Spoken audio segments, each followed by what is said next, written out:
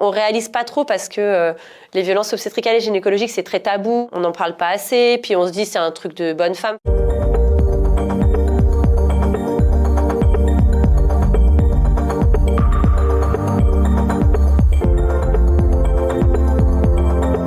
Une violence obstétricale et gynécologique, une VOG, c'est une violence qui est commise par des professionnels de santé lors du parcours gynéco, du parcours obstétrical. Tout professionnel de santé a obligation de demander l'accord avant de faire un examen, un acte médical.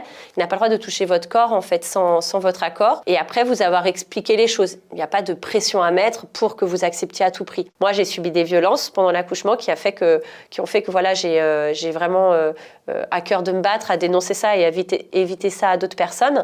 Mais il y a tellement de violence pendant l'accouchement, il y a tellement de violence médicale qu'on croit que l'accouchement c'est horrible, alors qu'en fait c'est les violences qui sont terribles. L'épisiotomie, c'est une pratique qui est faite pendant l'accouchement, de couper le périnée pour accélérer la sortie du bébé.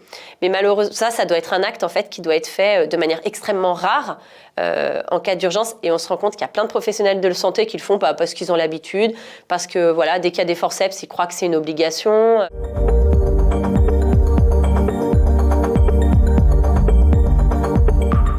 Souvent, quand des personnes nous contactent, elles nous disent « je ne sais pas vraiment si j'ai subi une violence », mais en fait, elles se sentent hyper mal quand elles sortent du cabinet gynéco. En général, quand on se sent mal et que c'est pas qu'on est inquiète pour sa santé, en fait, c'est qu'une violence a été commise.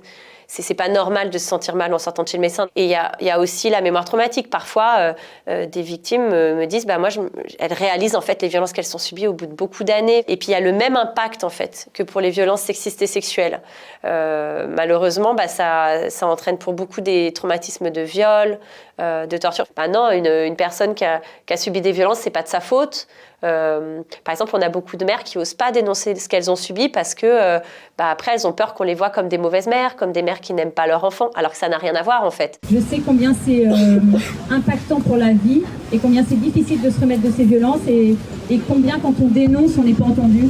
À Stop VOG, on accompagne les victimes de violences obstétricales et gynécologiques, également les témoins de ces violences-là, donc sur les recours, sur les soins possibles. On diffuse des témoignages en anonyme pour qu'aussi les professionnels de santé aient un retour sur leur pratique et qu'ils puissent du coup réaliser l'importance de respecter le consentement, les bonnes pratiques médicales, de ne pas juger les personnes et respecter le choix de la personne qu'on a en face de soi. Ça, c'est super important. Il y a aussi un annuaire Gynenco, donc qui est disponible sur Internet, qui recense des professionnels de santé qui sont conseillés par les patientes.